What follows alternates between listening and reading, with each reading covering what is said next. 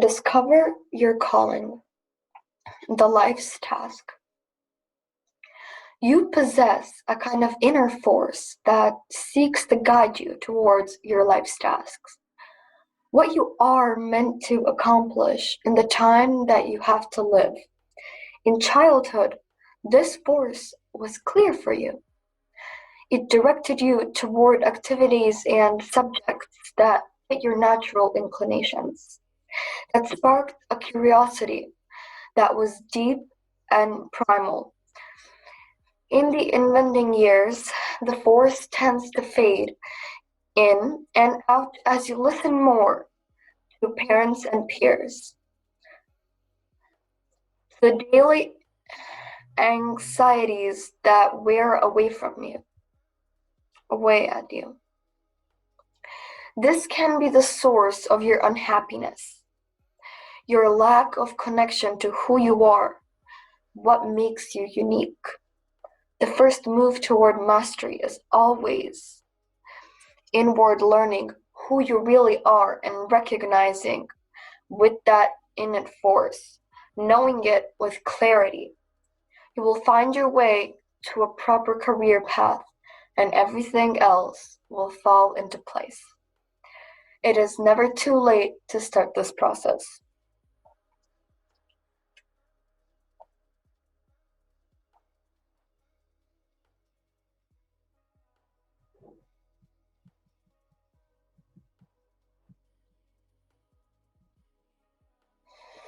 The Hidden Force. Toward the end of April 1519, after months of illness, the artist Leonardo da Vinci felt certain that his death was only a few days away. For the past 2 years, Leonardo had been given in the Città of Clerks and Friends, the personal guest of the French king, Francois I. The king had showed him with money and honors, considering him the living embodiment of the Italian Renaissance, which he had wanted to import to France. Leonardo had been most useful to the king, advising him on all kinds of important matters. But now, at the age of 67, his life was about to end, and his thoughts turned toward other things. He made out his will, received the Holy Sacrament in church, and then returned to his bed, waiting for the end to come.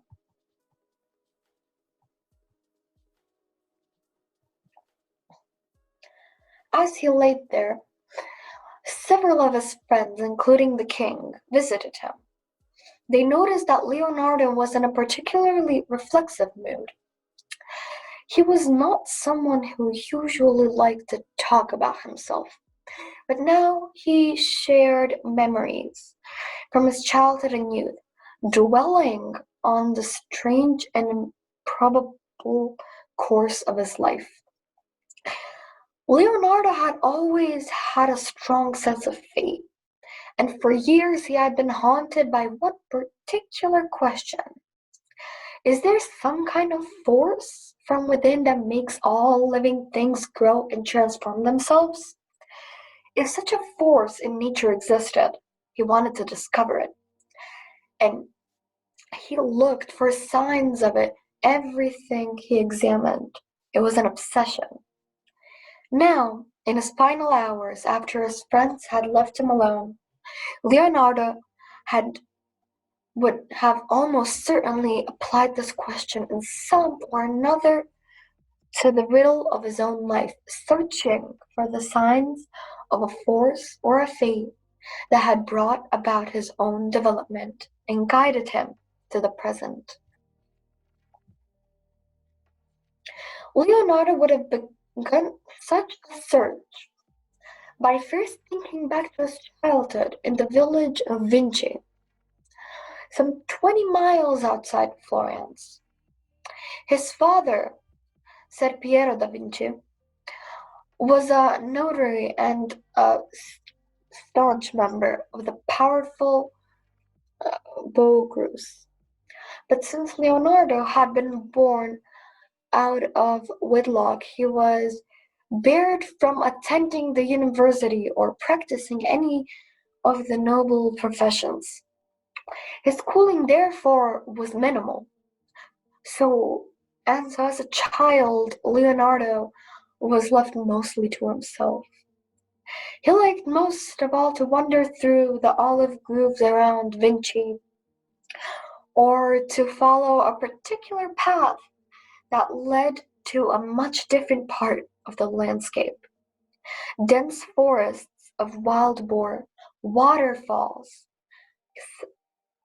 sanding over fast-moving streams, swans gliding through pools, strange wildflowers growing out of the sides of cliffs. These intense variety of life in these forests en- enthralled him.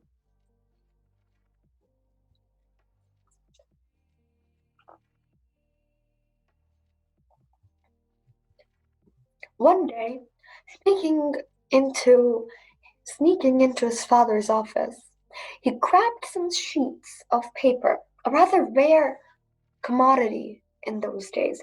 But as a notary, his father had a large supply. He took the sheets on his walk into the forest, and sitting upon a rock, he began to sketch the various sights around him. He kept returning day after to do more of the same. Even when the weather was bad, he would sit under some kind of shelter and sketch. He had no teachers, no painting to look at.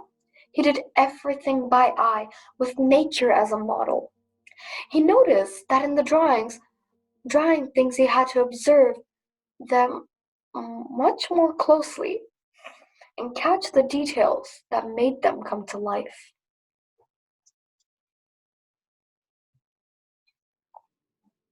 Once he sketched a white iris, and in observing it so closely he was struck by its peculiar shape. And the iris began as a seed, and then it proceeds through various stages, all in which he had drawn over the past few years, which makes this plant develop through the stages and uh, accumulate in this magnificent flower, so unlike any other. Perhaps it possesses a force that pushes it through these various transformations. He would wonder about the metamorphosis of flower for years to come.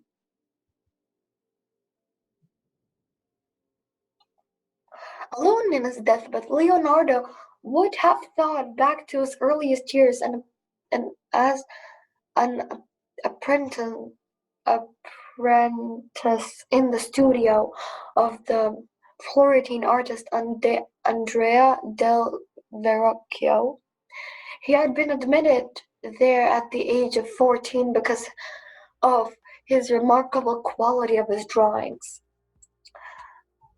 Verrocchio introduced this apprentice in all of these sciences that were necessary to produce the work of studio engineering, mechanics, chemistry, and metallurgy.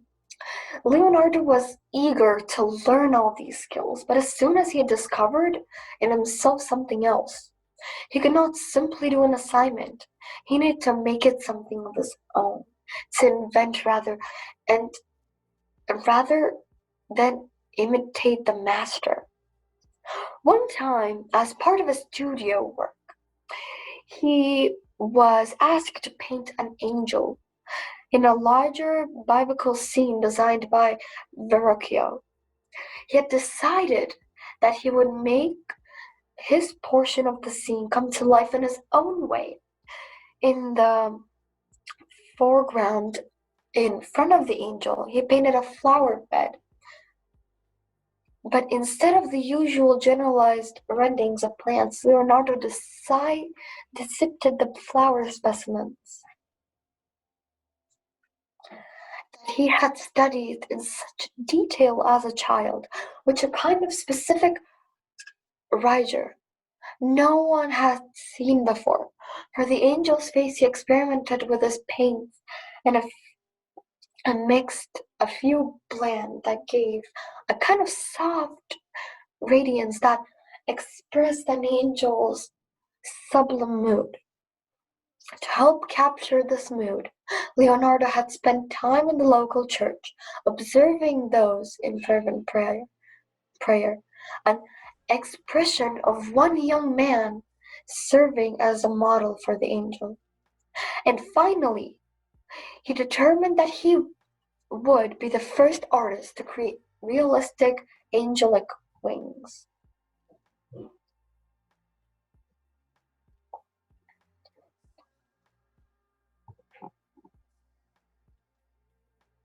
For this purpose, he went to the marketplace and purchased several birds. He spent hours sketching their wings and how exactly they merged into their bodies.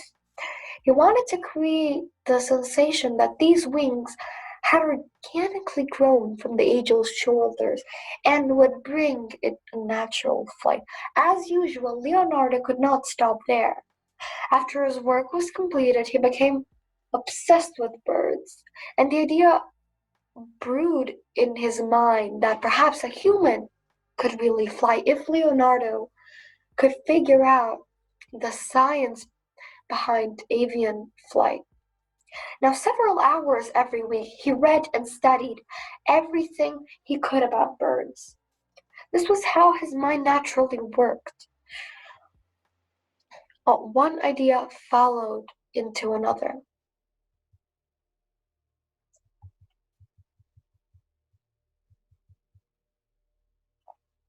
Leonardo would certainly have recalled the lowest point in his life, the year 1481. The Pope asked Lorenzo de' Medici to recommend him the finest artist in Florence to decorate a chapel he just had built, the Sistine Chapel. Lorenzo complied and sent to Rome all the best Florence artists, including Leonardo. They had never really gotten along. Lorenzo was a literary type,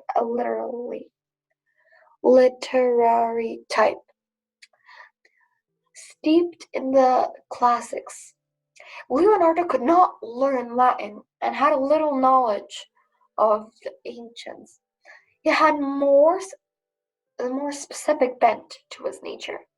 But at the root of Leonardo's bitterness at this snub was something else.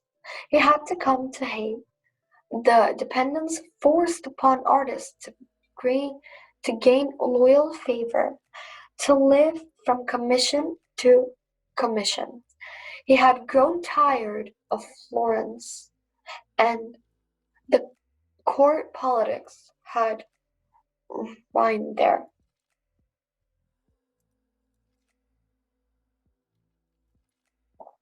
He made a decision that would change his entire life. He would establish himself in Milan, and he would devise a new strategy for his livelihood. He would be more than an artist. He could pursue all of the crafts and sciences that interested him.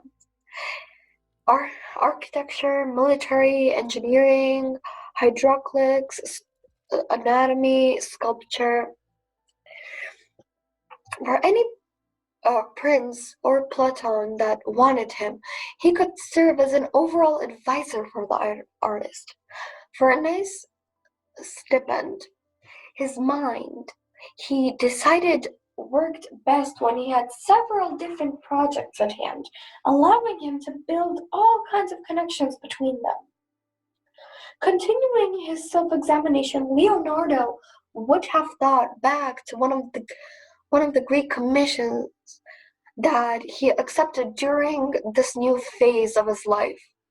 An enormous bronze equestrian statue in memory of Francesco Sforza, the father of the current Duke of Milan.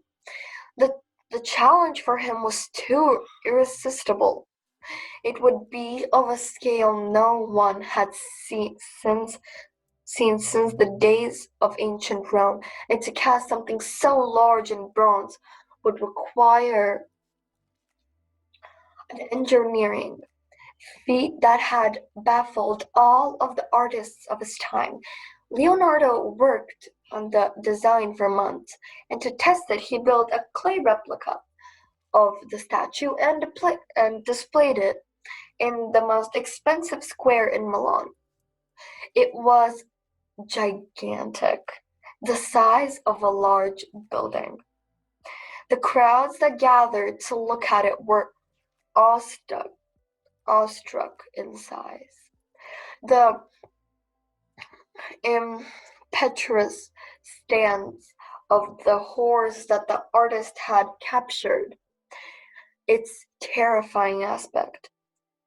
Word spread throughout Italy of this marvel, and people anxiously awaited its realization in bronze. For this purpose, Leonardo invented a totally new way of casting. Instead of breaking up the mold for the horse into sections, Leonardo would construct the mold as one seamless piece, using an unusual mix of materials that he had connected, and cast it as a whole, which would give the horse a much more organic, natural appearance.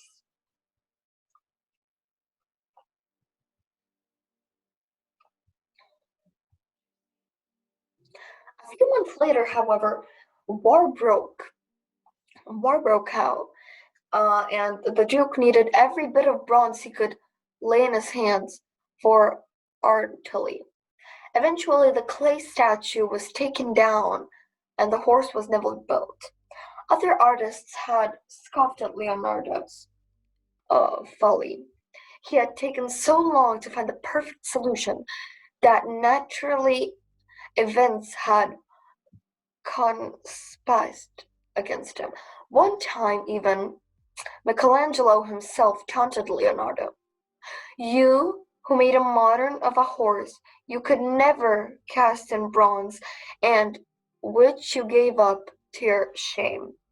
And the stupid people of Milan had faith in you. He had become used to such insults about his slowness at work, but in fact he regretted nothing from his experience. He had been able to test out his ideas on how to engineer large-scale projects. He would apply this knowledge elsewhere. Anyway, he didn't care so much about the finished product. It was the search and the process in creating something that had always excited him.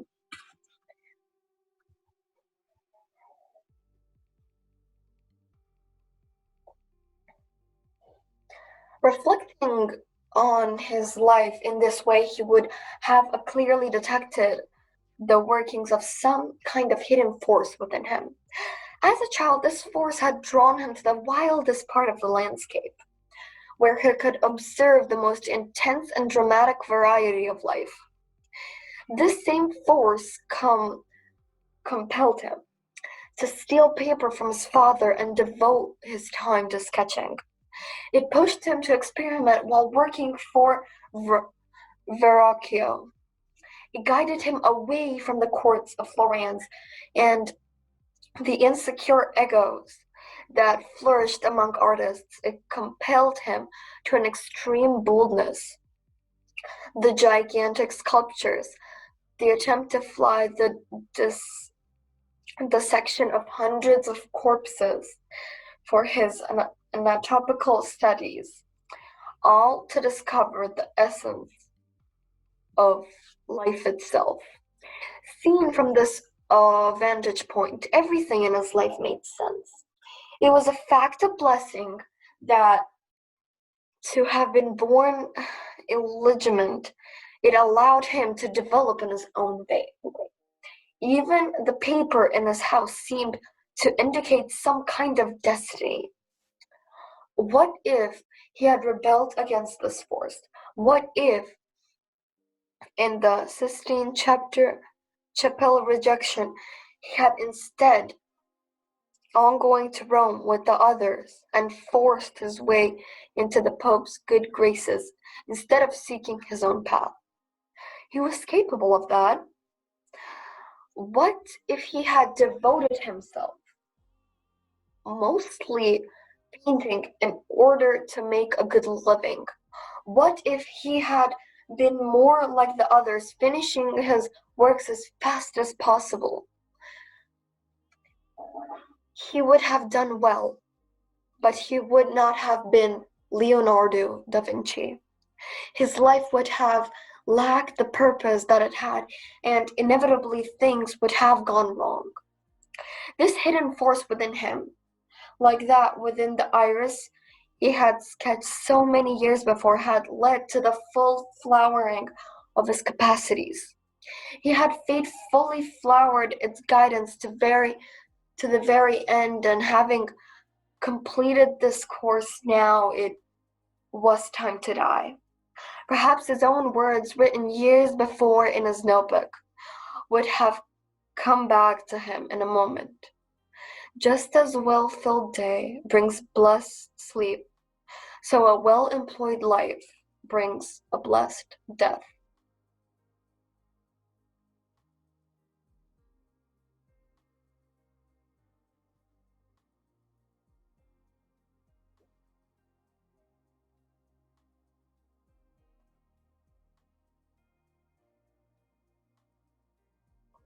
Keys to mastery.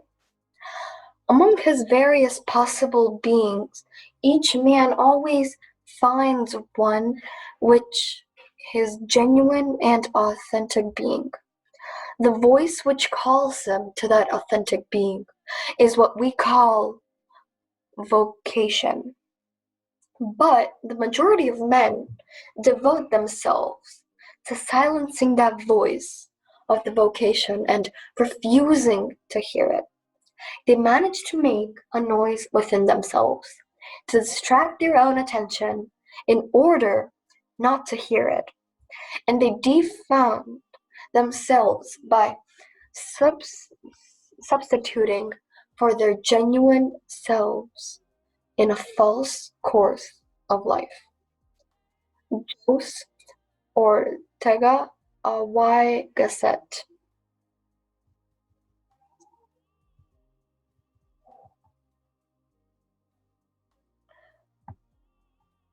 Many of the greatest masters in history have confessed to experiencing some kind of force or voice or the sense of destiny that has guided them forward, to experiencing some kind of force or voice, sense of destiny,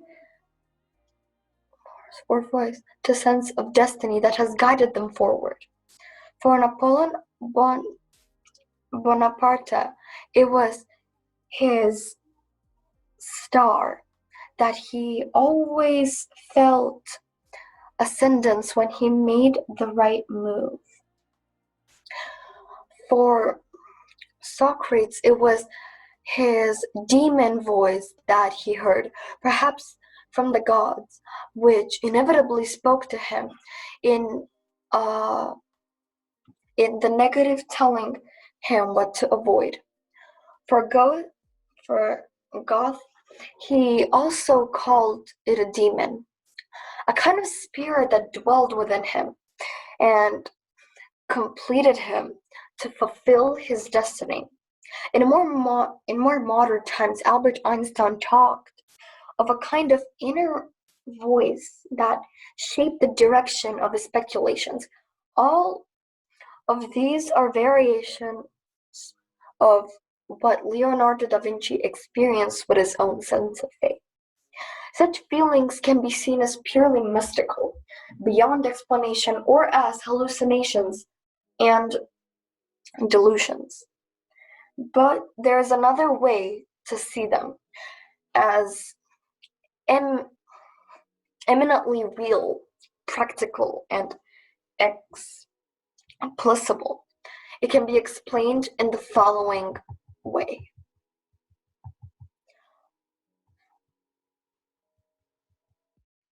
All of us are born unique. This uniqueness is marked genetically in our DNA.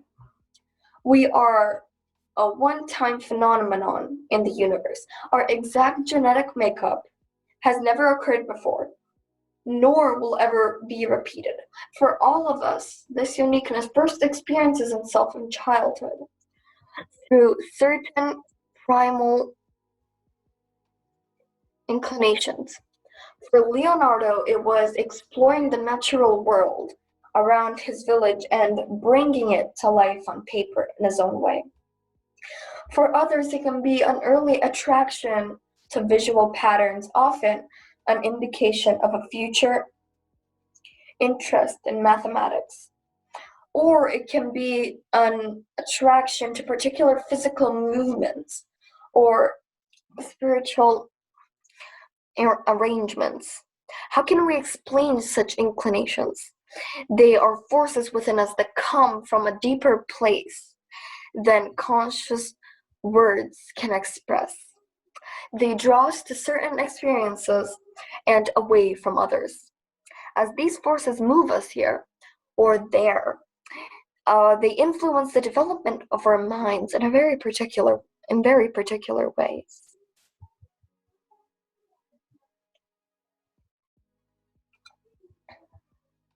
This primal uniqueness naturally wants to assert and express itself, but some experience is more strongly than others.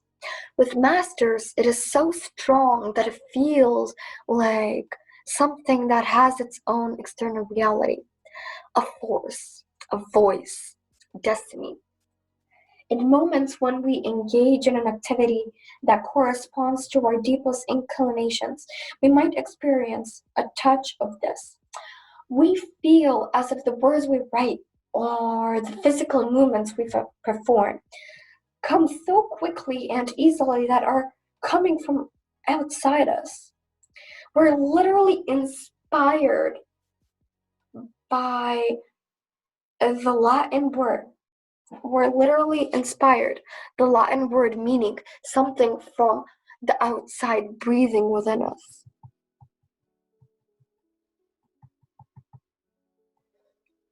Let's state in the following way. At your birth, a seed is planted. That seed is your uniqueness. It wants to grow, transform itself, and flower to its full potential. It has a natural assertive energy to it. Your life's task is to bring that seed to flower, to express your uniqueness through your work. You have a destiny to fulfill. The stronger you feel and maintain it. As a force, a voice, or in whatever form, the greater your chance of fulfilling your life's task and achieving mastery.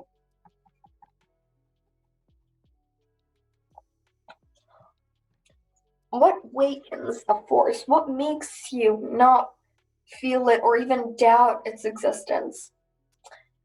Is the degree to which you have succumbed to another force in life's social pressures to confront. This counterforce can be very powerful. You want to fit it into a group. Unconsciously, you might feel what makes you different is embarrassing or painful. Your parents often act as a counterforce as well. They may seek to direct you to a career path that is lucrative and comfortable. These counterforces become strong enough, you can lose complete contact with your uniqueness, with who you really are. Your inclinations and defenses become modeled on those of others. This can set you off on a very dangerous path. You end up choosing a career that does not really suit you. Your desire and interest slowly wane and your work suffers for it. You come to see pleasure and fulfillment as something just that comes from outside your work. Because you're increasingly less engaged in your career, you fail to pay attention to change, just what's going on in the field. You fall behind the times and pay a price for this. At moments when you must take important decisions, you flounder or follow what makes others are doing because you have no sense of inner direction or radar to guide you. You have broken contact with the destiny as formed at birth. It all costs you much avoid such a fate. The process of following your life's task all the way to mastery can essentially begin at any point in life.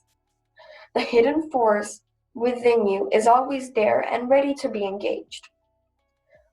The process of realizing your life's task comes in 3 stages. First, you must connect or reconnect with your inclinations, the sense of uniqueness. The first step is always inward. You search the past for signs of that inner voice or force. You clear away the other voices that might confuse you, parents or peers. You'll look for an underlying pattern, a core to your character that must understand as deeply as possible.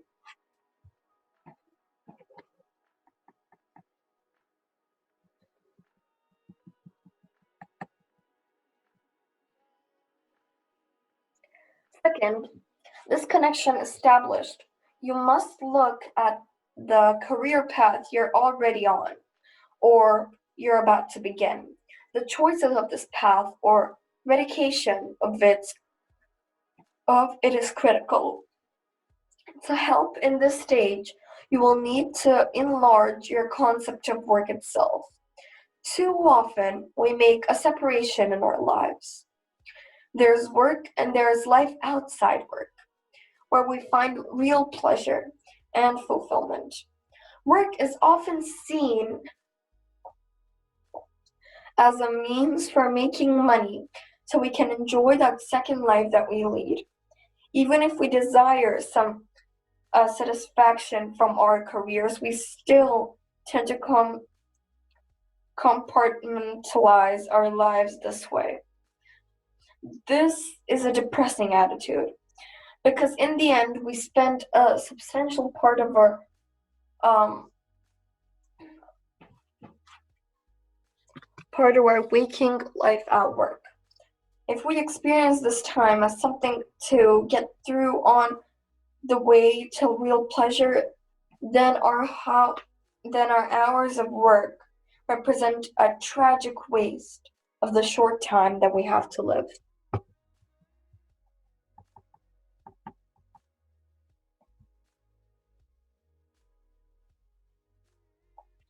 Instead, you want to see your work as something more inspiring, as a part of your vocation.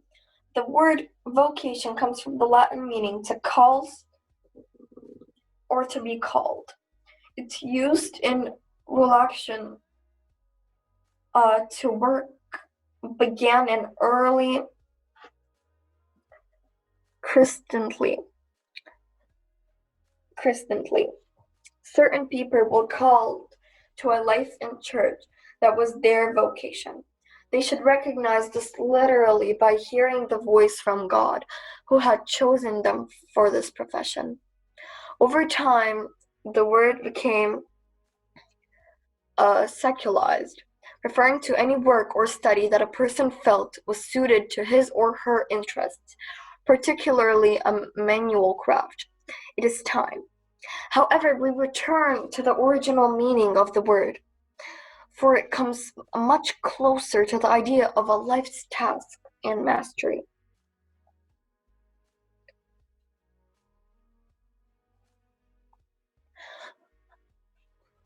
The voice in this case is calling you and not necessarily coming from God, but from deep within. It emanates from your individuality. It tells you which actives suit your character, and at a certain point, it calls you to a particular form of work or career. Your work then is something connected deeply to who you are, not a separate compartment of your life. You develop then a false sense of your vocation. Finally, you must see your career or vocational path more as a journey, with twists and turns rather than a straight line. You begin by choosing a field or position that's roughly corresponds to your inclinations. This initial position offers you room to maneuver and important skills to learn. You don't want to start with something too lofty, too ambitious. You need to make a living and establish some confidence. On this path, you discover certain side routes, what attracts you, while other aspects of this field leave you cold. You adjust and perhaps move to a related field, continuing to learn more about yourself, but always expanding off your skill base. Like Leonardo, you take what you do for others and make it your own.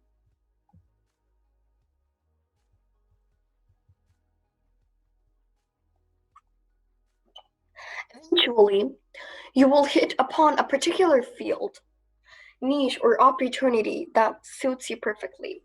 You will recognize it when you find it because it will spark the childlike sense of wonder and excitement. It will feel right.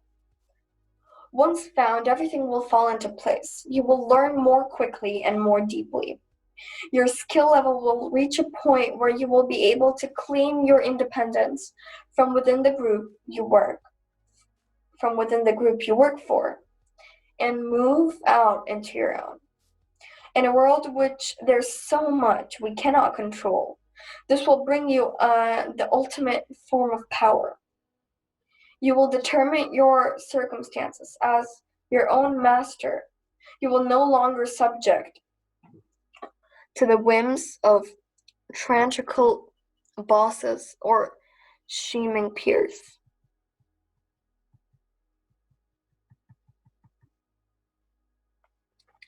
The emphasis on your uniqueness and life's task might seem poetic, conceit without any bearing on particular relatives, but in fact, it is extremely relevant to the times that we live in. We're entering a world in which we can rely less and which we can rely less and less upon the state, the corruption, or family or friends to help protect us. It is a globalized, harshly competitive environment. We must learn to develop ourselves. At the same time, it is a world teeming with the critical problems and opportunities best solved and seized by entrepreneurs, individuals, or small groups who think independently, adapt quickly, and possess unique perspectives. Your individualized creative skills will be at a premium.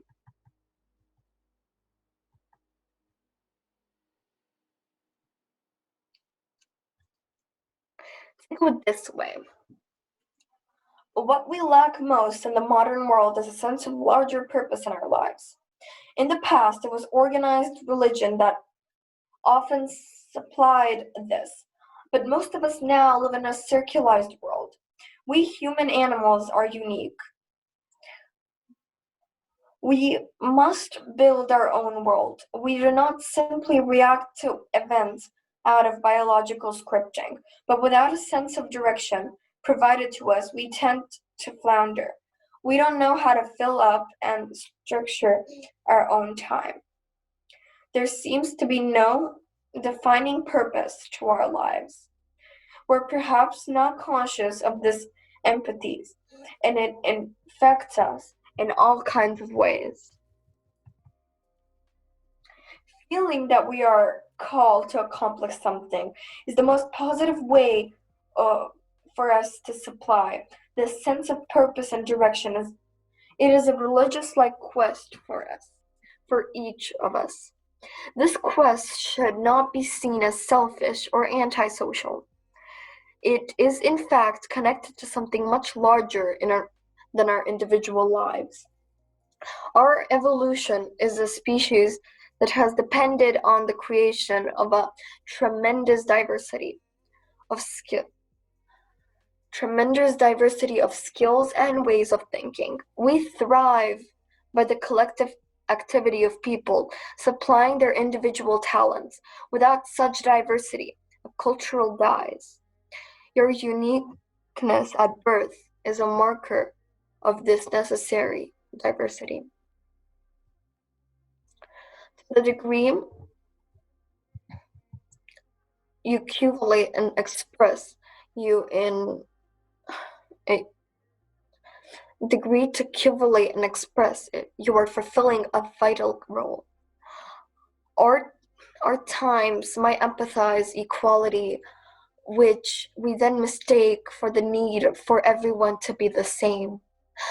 But what we really mean by this is the equal chance for people to express their differences, to let 1,000 flowers bloom. Your vocation is more than the work that you do. It is intimately connected to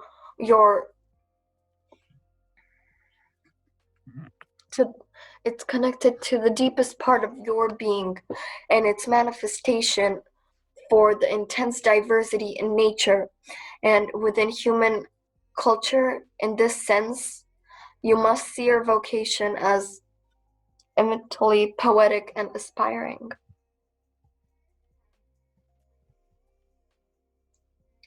Some 2,600 years ago, an ancient Greek poet, Pindar, wrote, "Become who you are by learning who you are." What he meant by the following: you're born with a particular makeup and tendencies that mark you as a piece of fate. It is who you are to the core. Some people never become who they are. They stop trusting in themselves. They conform to the tastes of others and end up wearing a mask that hides their true nature. If you allow yourself to learn who you really are by paying attention to the voice and force within you, you can become what you were fated to become: an individual, a master.